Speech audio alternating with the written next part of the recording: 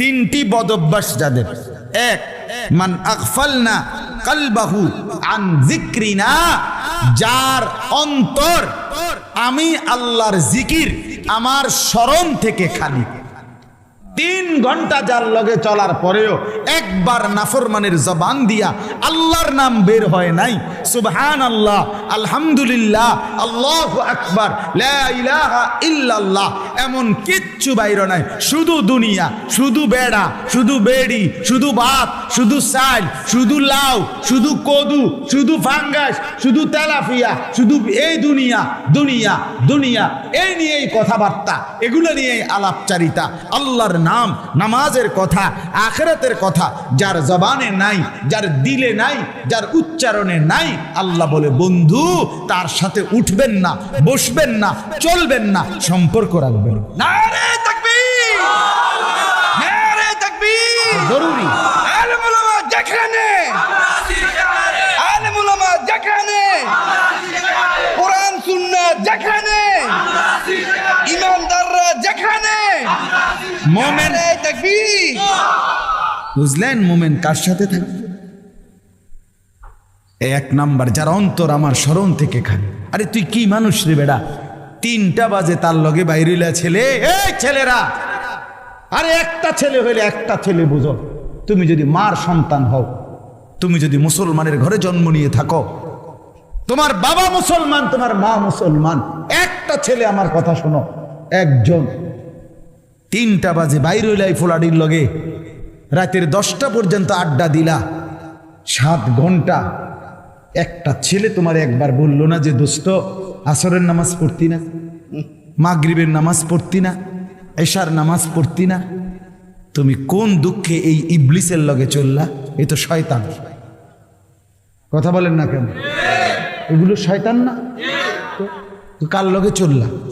আপনারা ইবলিসরে দেখছেন নি? কেউ কেউ দেখছেন না? চান না চিন্তা করে দেখছেন নি কেউ আপনারা? আমি দেখছি, হ্যাঁ, আমি অহরহ দেখি, আমি নিয়মিত দেখি। আপনারা ইবলিস দেখেন নাই? আমি অনেক দেখছি।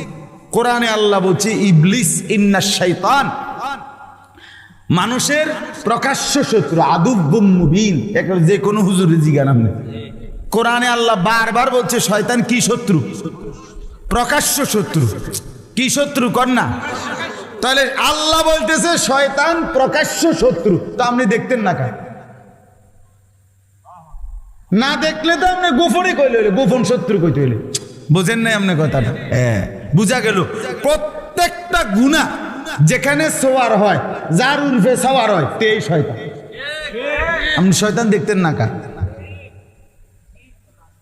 বুঝো নাই? যে তোমার এই মোবাইলে উলঙ্গ ছবি দেখাইনো শুরু করছে, মনে করলে শয়তান দেখছো না? এইটাই তো শয়তান, ও মাইতেই তো শয়তান।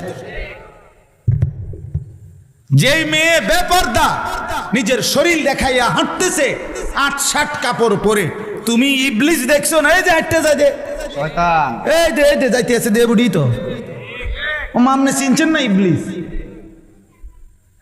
এটাই তো ইবলিস। আল্লাহ তো বলছে প্রকাশ্য শত্রু। হ্যাঁ, গুনাহ যার উপরে ভর হয়।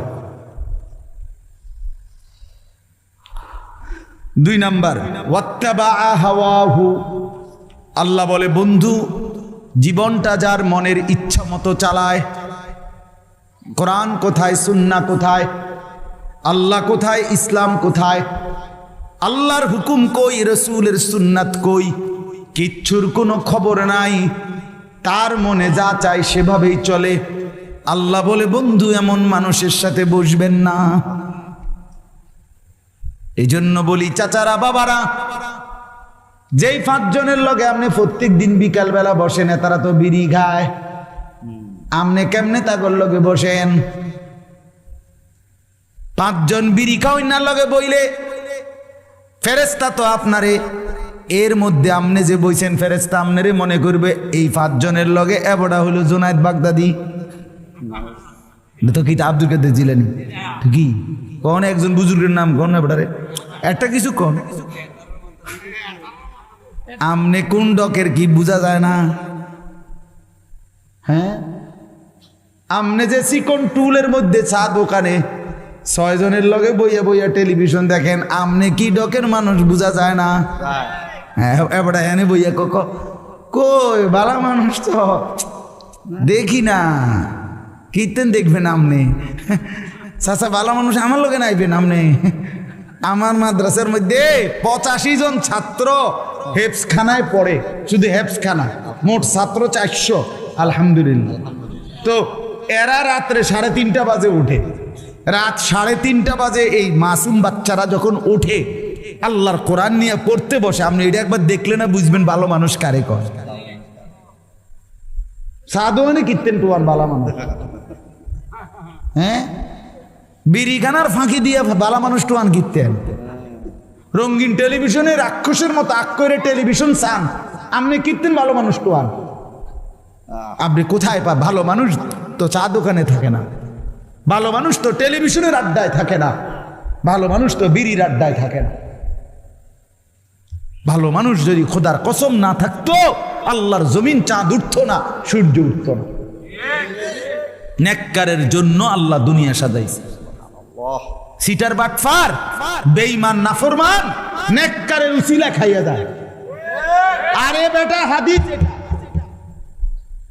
রাসূলুল্লাহ সাল্লাল্লাহু আলাইহি ওয়াসাল্লামের জামানায় 2 জন সাহাবী আর 2 ভাই, আমি নিজে এই হাদিস পড়াইছি।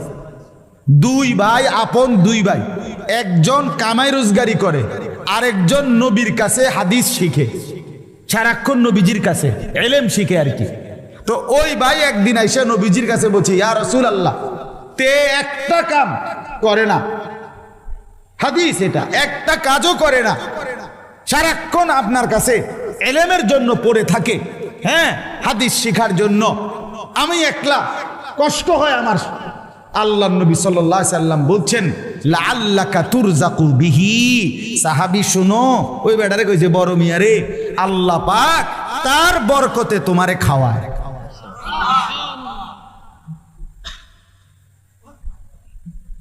কার বরকতে? তালেবে ইলমের বরকতে, তালেবে ইলমের বরকতে। এই আল্লাহর কোরআন যারা মাদ্রাসায় ছেলেরা মেয়েরা পড়ে, খোদার কসম তাদের বরকতে আমরা বাকিরা খাই। আমার শায়েখ আল্লামা মুফতি মুশতাকুর নবী সাহেব বলে, এক রাত্রে শহরে বন্দরে যেই জিনা ব্যভিচার মদ জুয়ার আড্ডা হয় বড় বড় শহরে, এক রাতেই গজব দিয়া উল্টে এলাউনের কথা। কিন্তু জায়গায় জায়গায় ফাঁকে ফাঁকে বিভিন্ন মাদ্রাসা হেফসখানা রাতের 3টা বাজে ছেলেরা যখন উঠা যায় আল্লাহর কোরআন নিয়ে বসে, তো রব্বুল আলামিন বলে, চেয়েছিলাম আযাব দিয়ে ধ্বংস করে দিতে, কিন্তু তোরা উঠে গেলি, তোরা উঠে গেলি বান্দা, তোদের হাতে আমার কোরআন দেখে আমি কেমনে আযাব দিই। ঠিক আছে, যা, তুলে নিলাম। হ্যাঁ, ওয়াত্তাবা হাওয়াহু, আল্লাহ বলেন মনের ইচ্ছা মতো যে চলে বন্ধু তার সঙ্গে বসবেন না। 3 নাম্বার, ওয়া কানা আমরুহু ফুরুতা। রব্বুল আলামিন বলেন বন্ধু, প্রতিটা গুনার কাজে যে সীমা লঙ্ঘন করে, এমন সীমা লঙ্ঘনকারী পাপীর সাথে আপনি বসবেন না।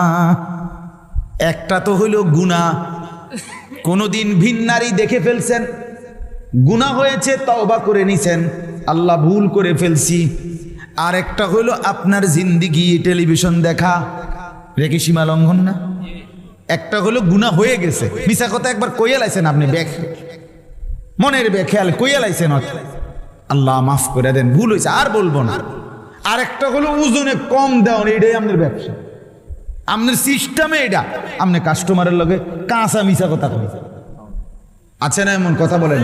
30 বছর এই ঢাকাইতে এক তালে ব্যবসা করতে আছে, যে প্রতিদিন ওজনে কম দেয়। 3 নম্বর মালেরে 6 নম্বর মালেরে কয় 1 নম্বর, কয় যে এই জাফান থেকে আমরার বাড়ির উঠেনে হালাইছিল, এয়ারপোর্টও আইছে না, ডাইরেক্ট ইন্ডিয়া যাইতে সময় বিমান, জাপানের যাইতে সময় ইন্ডিয়া হালাই দিয়ে গেছে, যে ডাইরেক্ট জাপানি, মানে আমরা সালে ফুটছি জাপান থেকে। এরকম মিথ্যু আছে কিনা বলেন না স্যার? কয় এই কাঠটা হারাম হয়ে যাবে, এ ব্যবসাটা হারাম। মরা বাপের কসম, মানে জিডা সামনে পাইবো কাঠ, সার কাপ, নুনের বাড়ি, আমনের জিডার সামনে বিডার কসম। হ্যাঁ, আপনি জানেন না, রাসূলুল্লাহ সাল্লাল্লাহু আলাইহি ওয়াসাল্লাম বলছে, হাদিসে আছে, পৃথিবীতে সবচেয়ে বেশি কসম খায় কে? ব্যবসায়ীরা। এটা হাদিস, নবী বলছে যে সবচেয়ে বেশি কসম করে কে? ব্যবসায়ীরা। আর সবচেয়ে বেশি অভিশাপ দেয় কে? বেডিরা। হ্যাঁ, এটা রাসূল বলছে, হাদিস। নবীজি বলছে সবচেয়ে বেশি অভিশাপ দেয় কে? একারে আফন ফুত, এ বডির ফুত, এতে হয়তো ফ্যাঁকের মধ্যে শরীরটা বড়াই লাইছে, এ তারে গজব দিয়ে লাইছে জায়গা। তোর রূপে খোদার গজব পড়ুক, তুই এই মাত্র তোরে হাফ প্যান্টটা ফিন্দাই দিলাম, হায় হায় হায় মা তুমি কারে গজব দিলাম, আর মারতো না কইয়া লাইছি। আপন স্বামী তে বেড়ারও অহরহ কি দেয়? গজব দেয়। আছে না এরকম মহিলা? আপন স্বামী, স্বামীরে কেমনে লানত দেয়, সন্তানকে কিভাবে লানত দেয়, স্বামীর মাকে কিভাবে অভিশাপ দেয়। তোমার শাশুড়ি হতে পারে অপছন্দ হয়েছে কোনো আচরণ, তাই বলে তোমার স্বামী সেই শাশুড়ি তোমারে না, শাশুড়ি তোমার স্বামীর তো মা, ঠিক কিনা বলেন না কেন? বেচারার জান্নাত তো তার মায়ের পায়ের নিচে। তুমি যে তারে সরাইয়া লাইলা, তুমি যে তারে আলগা করে লাইলা, এই বেচারা এই ছেলেটাকে, তোমার স্বামীটাকে তো তুমি চিরতরে জাহান্নামের দিকে টুকাই দিলা। তোমার একটু সুখের লাগিয়া তুমি স্বামী বেচারারে শেষ করে দিলা, ওই ছেলেটার জীবন শেষ করে দিলা।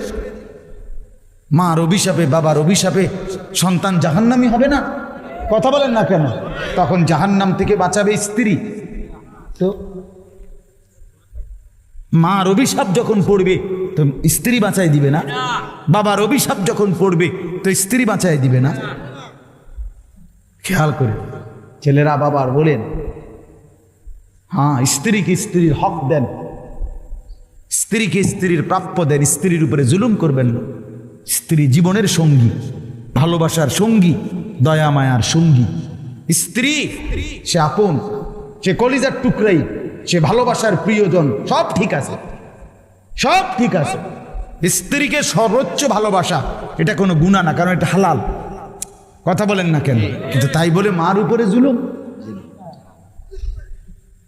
না, এটা না। বাবার উপরে জুলুম করবে না, না।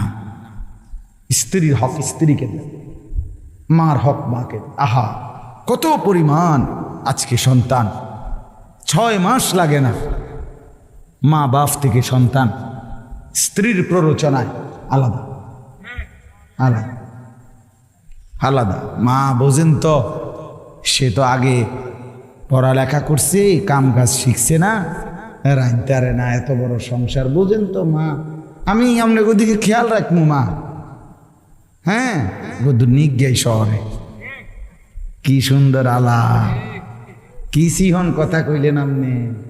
আমনে শুধু ভাত খান, আমনের মা চিরা খাইয়া বড় হয়েছে। আপনি কার কলিজার মধ্যে দাগ দিয়ে গেলেন, আপনি খবর নাই না? সুখ ঠিক আছে, দুনিয়া আর কি, আখেরাত। অতএব কথা শেষ। পরের আয়াতের মধ্যে ওয়াকুলিল হাক্কু মির রাব্বিকুম, আল্লাহ বলে, বন্ধু আমার পক্ষ থেকে সত্য কথা আমি বলে দিলাম। ফামান শাআ ফালিয়ুমিন ওয়া মান শাআ ফালিয়াকফুর, যার ইচ্ছা ঈমান আনুক, যার ইচ্ছায় কুফরি করুক। মনে রাখবেন, ইন্না আ'তাদনা লিয-যালিমিনা নারান আহাতা বিহিম সুরাদিকুহা, আমি সমস্ত পাপী নাফরমানের জন্য এমন জাহান্নামের আগুন রেডি করছি, যে আগুন মাঝখানেও আগুন, চতুর্দিকের বেষ্টনীর মধ্যেও আগুন। ইন্নাস্তাগীসু ইউগাসু বিমাইন কালমুহলি আহ ইয়াশবিল ওয়ুজুহ, আল্লাহ বলে, বান্দা বন্ধু বলে দেন, আমার সেই জাহান্নামে নাফরমান যখন জ্বলবে, প্রচণ্ড তৃষ্ণার্ত হয়ে যখন পানি চাইবে, তা এতটা গরম পানি দেওয়া হবে, পানিটা মুখে লাগবার সাথে সাথেই পুরা চেহারাটা ঝলসে যাবে। বিইসা শারাব, কত নিকৃষ্ট পানীয়, ওয়াসাআত মুরতাফাকা, কত নিকৃষ্ট ঠিকানা। আমার বাপ, অতএব আজকে রাত গভীরে এই কথাটাই শুধু আপনাদেরকে বলতে চাই। ওই 28 নম্বর আয়াত দ্বারা বোঝা গেল একজন মুসলমান যুবক হও আর বুড়া হন, আপনার সঙ্গী, আপনার আপনজন, আপনার সম্পর্ক, আপনার আন্তরিকতা হবে ইমানদারের সাথে। কার সাথে বলেন না? নামাজির সাথে। নামাজির সাথে। কোনো পাপী, কোনো সীমা লঙ্ঘনকারী, কোনো নাফরমান তার সাথে স্বাভাবিক দুনিয়া চালবার। আমি খরচা কিনছি, খরচা দিছি, আমি গাড়ি তুলছি, গাড়িতে নামছি, আমার লেনদেন দুনিয়া চাই, এটা ঠিক আছে, এটা তো কাফেরের লগেও করা যায়, কথা বলেন। কিন্তু বন্ধুত্ব, উঠা বসা, সম্পর্ক, ফ্রেন্ড, আন্তরিকতা, ঘনিষ্ঠতা, এটা যেন কোনো নাফরমানের সাথে না হয়। নাফরমানের সাথে না। মোবাইলে তোমার, ফেসবুকে তোমার বন্ধু পৃথিবীর কাফেররাও, বেঈমানরাও, তুমি জানো না সবার সাথে বন্ধুত্ব এটা হারাম। বেঈমানের সাথে মুমিনের কি হইতে পারে না? তোমার ফ্রেন্ড এই কথার নাম দিয়া এই লিস্টে কোনো ইমানদার নেককার ছাড়া অন্য কারো নাম আসতে পারে। এর 80,000 ফ্রেন্ড। হ্যাঁ, এতটি ফ্রেন্ড তুমি ফিন্দো কেমনে? ফুল ফ্রেন্ড ফিন্দো কেমনে? তুমি তো ফুরাটাই তোলে ফ্রেন্ড, 60 গাও তো কেমনে? আল্লাহ আমাদেরকে মাফ করে দেন। অতএব আমার বাপ, আমরা কি বুঝাইলাম? বুঝাইলাম এটা সঙ্গী বানাবেন কাকে? ইমানদারকে। বলেন না বলেন? নেককার। নবীজি বলছে আল মারউ আলা দীনি খালিলিহি ফালিয়ানজুর আহাদুকুম মান ইউখালিল। নবীজি বলেন প্রত্যেক মানুষ তার বন্ধুর রঙে, গুণে গুণান্বিত হয়। অতএব তোমরা খেয়াল রেখো কাকে বন্ধু বানাচ্ছ। এই হাদিসটা পড়ছিলাম। অতএব দয়া করে আজকে এই উখারি মাদ্রাসা, আমার ভাই আমারে অনেক অনুরোধ করে অনেক আগে এই দাওয়াতটা নিছে, আল্লাহর দয়ায় আসা হইছে। আপনারাও বসছেন কষ্ট করে। আপনাদের কাছে আমার মেহেরবানি করে অনুরোধ, একটি মাদ্রাসা 3টা জিনিস চায়। 1 নাম্বার দোয়াউল মুসলিমিন, মুসলমানদের দোয়া। আপনারা দোয়া করেন আল্লাহ যেন ইখলাসের সাথে মাদ্রাসাটাকে কায়েম করে দেয়। 2 নাম্বার আতফালুল মুসলিমিন, মাদ্রাসা মুসলমানের সন্তান চায়। কি চায় বলেন না? সন্তান। আপনার সন্তান, আপনার ছেলে, আপনার মেয়ে, তারা যদি দিন না শিখে, শিখবে কে? হিন্দুর ফুতে, ইয়াহুদির ফুতে, কার ফুতে? মুসলমানের সন্তান। মুসলমানের সন্তান, মুসলমানের সন্তানকে দিন শেখাইতে হবে। আর শেখুল হাদিস আল্লামা আজিজুল হক রাহমাতুল্লাহ আলাইহি বলতেন যে এক মুমিনের যার মধ্যে নবীর ভালোবাসা আছে, তার ভালোবাসার এটাও একটা প্রমাণ যে সে নিজের বংশধরকে দিন শেখায়। কেন? যে সে বিশ্বাস করে যে আমার সন্তান যদি আলেমা হয় নবীর ওয়ারিস হবে, আর নবীর সাথে আমার সন্তানের নামও জুড়বে ওয়ারিসের তালিকায়। এটা তো আমার রসুলের প্রতি ভালোবাসা, আমার মহব্বতের একটা চূড়ান্ত ছিল। এই জন্য 2 নাম্বার সন্তান। 3 নাম্বার আমওয়ালুল মুসলিমিন, মুসলমানের দান সাদকা। আপনাদের দান, আপনাদের দান, আপনাদের সাদাকা। কারণ এখানে দুনিয়ার কাফের বেঈমান, দুনিয়ার মধ্যে যারা গুনার পরিবেশ ছড়ায়, তারা এখানে দিবেন। দিবে কি তারা? সবার নজর মাদ্রাসার মধ্যে কি কি ত্রুটি আছে। 1 সুতা চুনের থেকে পান খসলে, পানের থেকে চুন খসলে 1000 ক্যামেরা রেডি। বুঝেন নাই? উদ্দেশ্য একটাই, মুসলমানের কাছে মাদ্রাসাকে ঘৃণিত করা।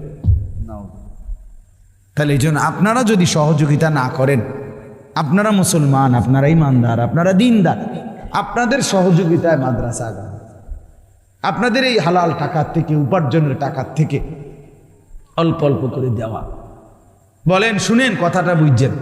ছেলে মেয়ে বিবি বাচ্চার জন্য যে সংসার করছেন, এটার জন্য যা খরচ, এটা যেমন আপনি করছেন, আপনার আখেরাতের জন্য দান সাদাকা, এটা আপনারই জন্য। বিশ্বাস করে এটা মাদ্রাসায় দিছেন, এটা আপনার গায়ে লাগছে, তা আমনের কামাই করা টাকা যে আমনের বিবি বাচ্চা খায়, এটাও তো আমনের গায়ে পড়ে না, তাদের জন্য ব্যয় হয়। তো ওইটা যেরকম সওয়াবের আশা, খোদার কসম দিনের জন্য দেওয়া, এটাও সওয়াবের আশা। রাসূলুল্লাহ সাল্লাল্লাহু আলাইহি সাল্লাম আমাদেরকে উভয় ক্ষেত্রে উৎসাহিত করছে, বিবি বাচ্চার জন্য খরচ করো, আল্লাহর দ্বীনের জন্য খরচ করো। এই জন্য আপনাদের দান সাদকা করবেন। আজকে এখন এই শেষ 2টা মিনিট আমি দিলেও শেষ, না দিলেও শেষ। 2 মিনিটে আর যদি কেউ বলেন, মৌলানা সাহেবের কাছে বলছিলেন, এখন আর বলবেন কিনা বা দিবেন কিনা নগদ, মেহেরবানি করে যদি একটু সহযোগিতা মাদ্রাসার জন্য করেন ভালো হবে। মাদ্রাসার কয় তালার যেন ছাদ করবে? 2 তালা। সিমেন্টের বস্তা লাগবে। যদি মনে করেন 2 বস্তা, 5 বস্তা, 1 বস্তা সিমেন্ট দিবেন, তাও বলেন। এই 2-4 মিনিট, আমি লম্বা কালেকশন করব না, এক্ষুনি দোয়া করছি। বলেন ইনশাআল্লাহ। বলবেন কিনা আর কেউ? না বললেও বললেন না আর কি। কিন্তু আমি মনে করি আপনারা ভালোবাসা বললে, সহযোগিতা করলে আপনাদের লাভ। যিনি দিবেন, আমার শায়েখ আল্লামা মুফতি মুশতাকুন নবী সাহেব বলে, আমার বহুদিন বলছে, মাওলানা আল্লাহর বান্দাদেরকে শোনাবেন, নিজেও করবেন, যেখানেই ভালো কাজ সেখানেই যেন আমার নাম, এটা যেন একটা জীবনের স্লোগান হয়। প্রতিটা ভালো কাজে আমার নাম কি লাভ হবে? হাসরের ময়দানে তখন নেকি দেখা খুশিতে আত্মহারা হয়ে যাবে, যে সুবহানাল্লাহ, কত জায়গার থেকে আমার নামে কত নেকি। বলেন ইনশাআল্লাহ। বলবেন আর কেউ? সিমেন্ট দিবেন, সিমেন্ট